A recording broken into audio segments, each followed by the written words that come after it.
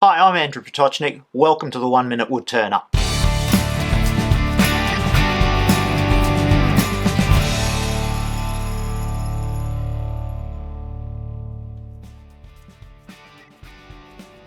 Faceplate work is an essential part of wood turning, but to fit one of these faceplates onto the lathe can be a bit cumbersome, especially if you're working on a large piece of wood.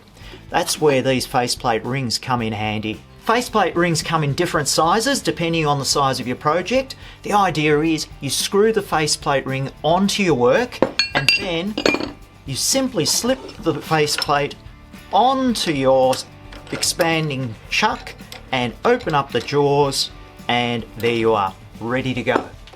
I've just finished attaching a faceplate ring onto my blank of wood here, and being not a huge piece of wood, the smaller ring is the ideal one in my opinion, and it's 75mm diameter.